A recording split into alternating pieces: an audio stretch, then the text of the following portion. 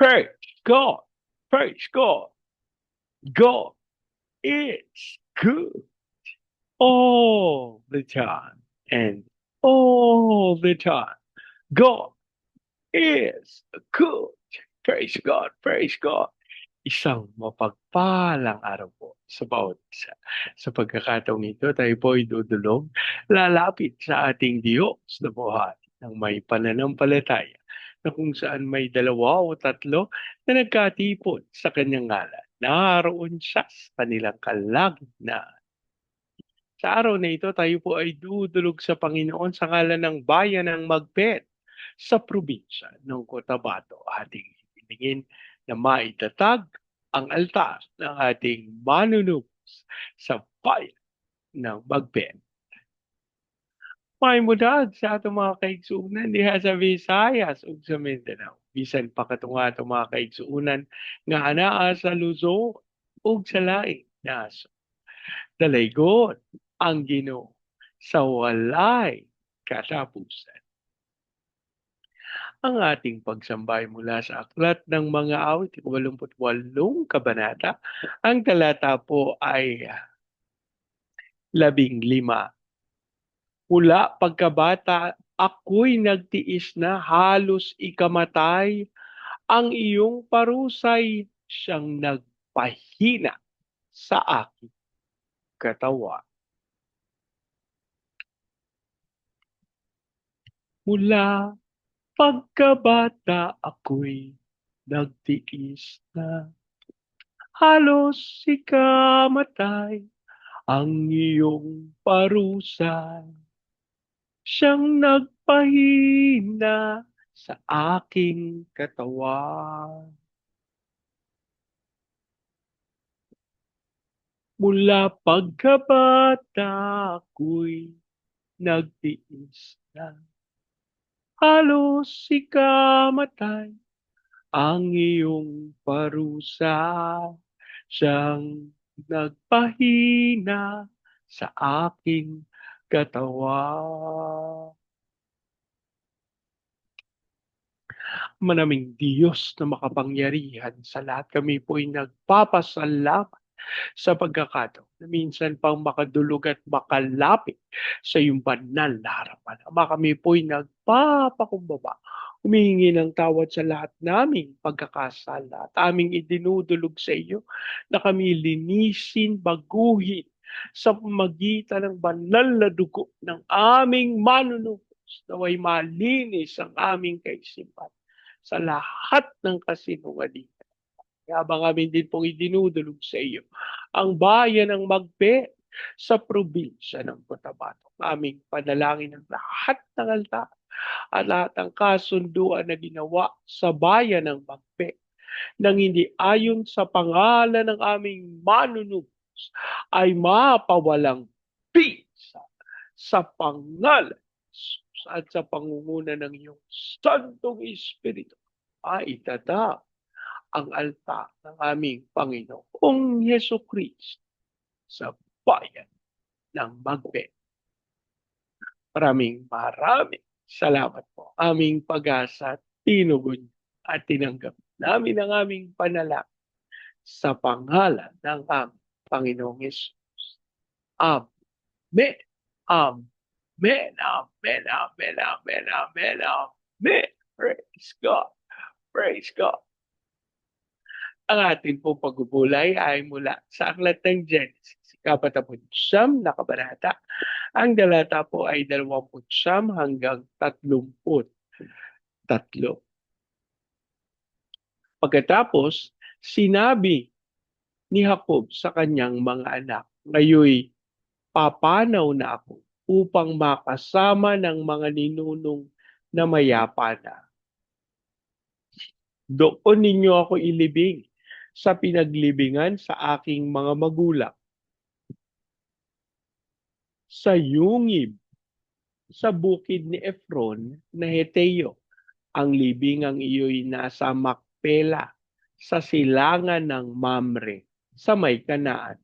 Binili iyon ni Abraham at doon siya inilibing pati ang kanyang asawang si Sarah. Doon din inilibing ang mag-asawang Isaac at Rebecca at doon ko rin inilibing si Leah. Ang bukid at yungib na iyon ay binili nga sa mga Heteo. Matapos masabi ang mga ito, siya ay humimlay at namatay. Ang Diyos po ang magpala ng kanyang buhay at makapangyarihang salita. Sa bahagi pong ito ng banal na kasulatan, ay ating matutunghayan kung paanong ang ating nunong Jacob ay nagpaalam na sa kanyang mga anak.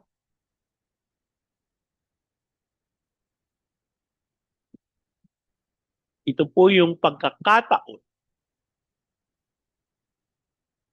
na ibinili niya kung saan siya ililibing. Alam niyo po isang katotohanan na ito'y ginawa niya bago siya mamatay.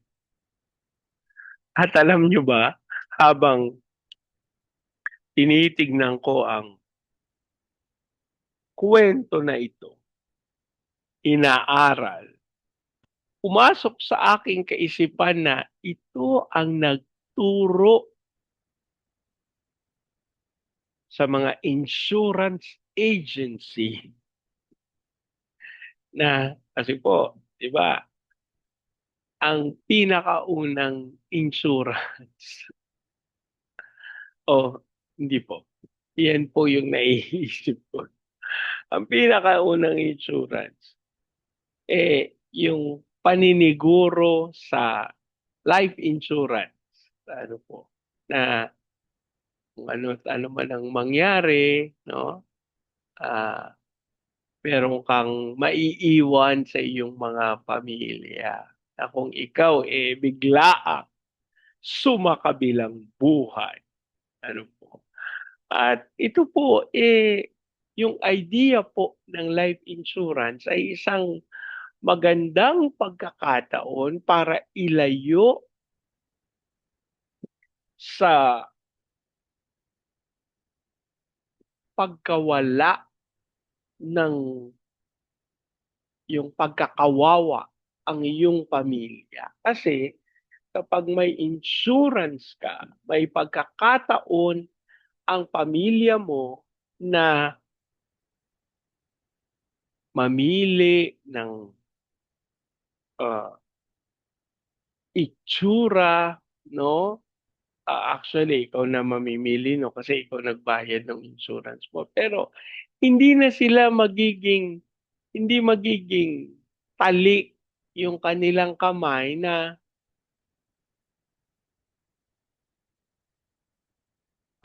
yung paghanap, parang hindi tama yung term ko ng tali ang kamay.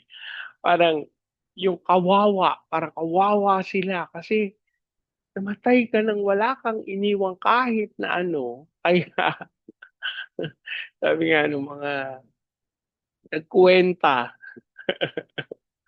na kung gusto mo na raw mamatay, mag-prepare ka daw at least ng 300,000 para sa pamilya mo. Kasi magkano ang kabaong, magkano ang sementeryo, yung damit pa, yung pakain sa araw-araw.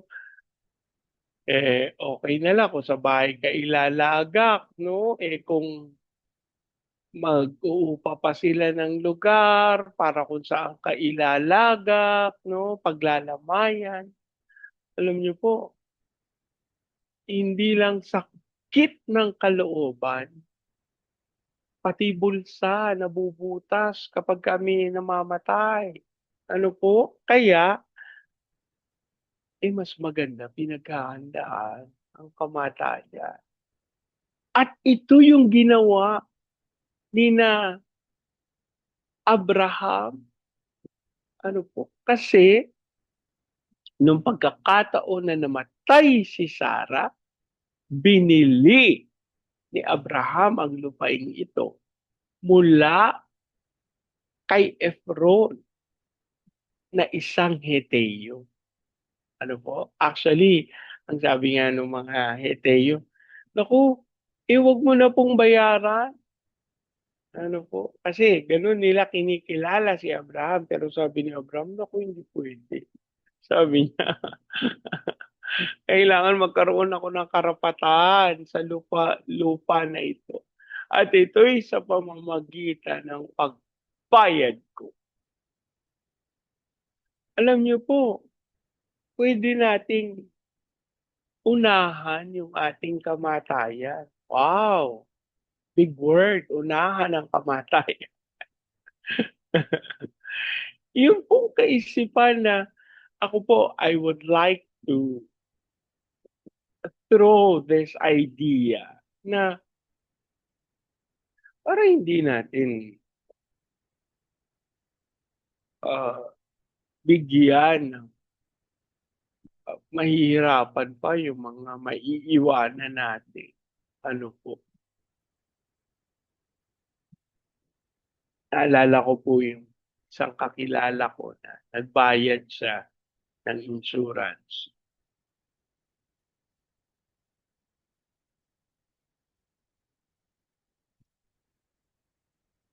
1,000 lang yata isang buwan yung kanyang binayaran 'no. Tapos after 5 years, nakatapos na siya. Eh, may cashback yung kanyang nakuhang promo. Naku, panalo si kapatid kasi after 5 years na siya'y nahuhulog. Eh, napakabata pa po ni kapatid 'no, hindi naman batang-bata. Ano, mga 30 something lang siya. After 5 years, 40 years old lang siya. Tapos may sukli pa yung kanyang ano, kaya nagtatawanan kami kasi nilibre niya kami. Merienda yata yun. Tapos sabi niya, "O yan, na nalibre ko na kayo." Kasi galing 'to dun sa insurance ko. Tawa siya ng tatawa din kami ng tawa dahil, "Galing mo," sabi namin sa kanya. "Ang tali-talino mo dahil hindi lang basta insurance yung nakuha mo, may money back guarantee pa." Alam niyo kasi kumikita ang insurance sa, ah, pagbabayad natin sa kanila kasi nailalagak nila yung pera nila sa negosyo. Kaya yun nga, yung naisip ko na, kaya sila may money back kasi totoong, eh, 40 anyos, kung iisipin natin hindi ka naman talaga basta-basta mamamatay basta hindi ka naman pabaya sa iyong katawan, ano po. Although of course alam natin yung mga nangyayari na hindi gawa ng, ah, tao kung hindi kalikasan, pero, kung gano'n yung ating pagbabasihan, iisipan ko, hindi at least mga 60 years old sabihin natin puwede na. Kaya nga yung mga kapatid natin na kinukuha ng Panginoon after 60 years old, tayo nagpapasalamat sa Panginoon sapagkat nakikita natin na na-enjoy pa nila 'no, nagkaroon pa sila ng somehow time to be, uh, with their family and enjoy their lives together. Pero yun po yung recent ko na pinagsalitaan na lamang akin pong dating chairman sa children ministry, yung kanyang assistant, 58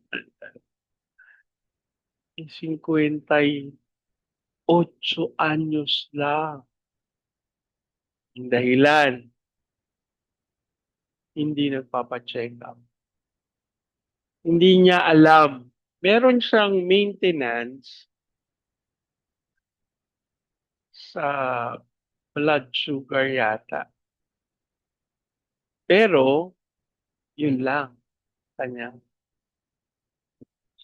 mine-maintain. Pero, hindi niya na inalam kung meron pa. kamusta ba yung kanyang blood pressure, 'no? Hindi siya nagpapa-check-up at sabi nga nung aking nadatnan dun sa kanyang lab, mukha pong may nararamdaman siya pero hindi po siya umaangal, hindi po siya nagsasabi. Naalala ko kapatid ko na babae, so sabi niya, "Magtapat tayo, sabi niya, "Huwag kayong manggugulat, Alam niyo po, ako'y naniniwala na responsibilidad natin yung ating buhay. Responsibilidad ibig sabihin ano, kailangan tayong maging, ah, alam natin kung kailan tayo kukunin ng Panginoon, hindi naman po. Pero yung idea na huwag nating balewalain, may sakit tayo na dinaramdam, may sumasakit sa anumang bahagi ng ating katawan, alam natin sa ating mga mahal sa buhay. Kasi kung meron silang magagawa para sa atin, mag-aabot sila ng kaysa meron pala silang maitutulong sa atin pero pinili natin na wag nang humingi ng ayun, sayang. So, ang atin pong panalangin, mga kapatid, wag nating balewalain yung mga nararamdaman natin physically. Kung kailangan nating magpa-doktor, huwag po kayong mag-alala because God will ano, at tayo'y patuloy na manangan pangako ng Diyos. Di tayo lumuhan, di tayo pababaya. Manalangin. Ama naming Diyos na makapangyarihan sa lahat, kami po'y nagpapasala sa pagkakataon na minsan pang makadulog at makalapit sa iyong banal na harapan. Kami po'y nagpapakumbaba, humihingi ng tawad sa lahat ng pagkakasala na may kinalaman sa aming pagpapabaya sa aming mga sarili. Lord, yung mga pagkakataon na hindi namin inintindi, yung mga sakit na aming nararamdaman dahil sa aming kaisipan, ito'y baliwala naman. Ang mga amin pong panalangin ng iyong Santong Espiritu ang patuloy na mangusap sa amin at magbigay ng kapahayagan ukol sa landas na kailangan namin lahat. Sapagkat kami po'y nananalig. Ang iyong salita, ang iyong Santong Espiritu ay may ganap at sapat na kapangyarihan upang kami ihatid sa iyong landas ng katwiran. At amin ding idinadalangin, Lord, anuman yung magiging mga pangangailangan sa pagkakataon na kami lumisan sa sanlibutan. Ikaw po ang mag-supply sa aming mga mahal sa buhay. Hatayaan mong tagumpay ang kanilang mamasdan sa aming paglisan sapagkat kami pipisan sa iyo. So, Lord, amin din pong idinudulog sa iyo ang bayan ng Magpe sa probinsya ng Cotabato. Aming panalangin ng katawan ng aming Panginoong Yesu-Kristo ay magkaroon ng unawaan, pagkakaisa, pagmamahalan, pagpapatawaran sa bayan ng Magpe. Maging dahilan nito, Panginoon, kung bakit dadalo ang unawaan at ang pagkilos ng iyong Santong Espiritu na maitatag ang altar ng aming manunubos sa bayan ng Magpe. Lord, amin ding dalangin, let the fire of revival fall upon Magpe in Jesus. Yan mong ito din po ay maranasan sa Baguio, Cagayan de Oro, Legazpi, Lipa, Manila, Pampanga, Pateros. Ilusan mo po ng may kapangyarihan ng mga bayang ito Hayaan mong magkaroon din sila ng kaunlaran at maranasan sa buong Luzon, Visayas at Mindanao. At Panginoon, yung kasalukuyan na aming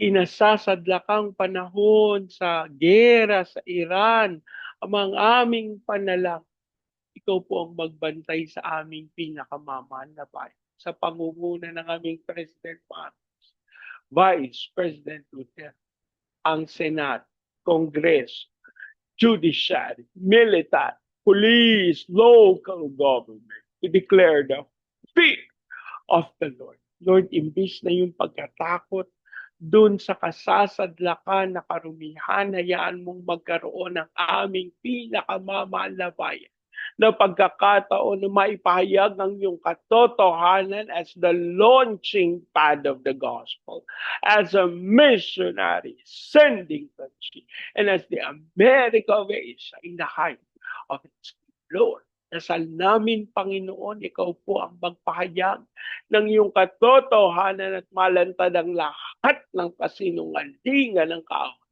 As we also pray sa fulfillment ng iyong purposes, sa aming mga OFWs na tinawag mo bilang overseas Filipino witnesses. Yan mo sila'y magpahayag kasama ng mga misyonero sa iba't ibang panig ng daigdig. At sa pangalan ni Jesus, we believe, God, we receive your victory. As we also pray, Panginoon,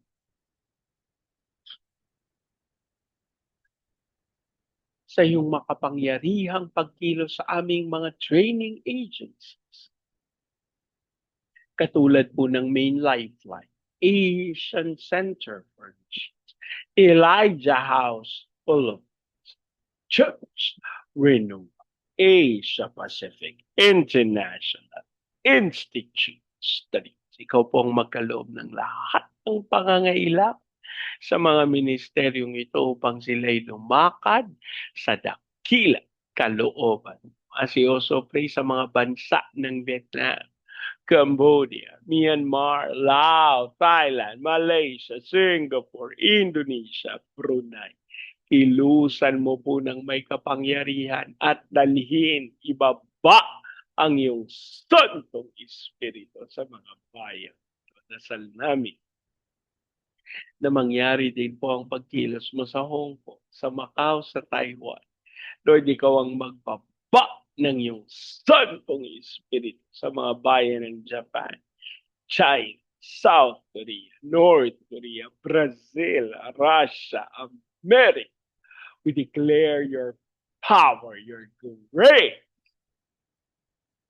And Lord, let these countries bring back people to your home.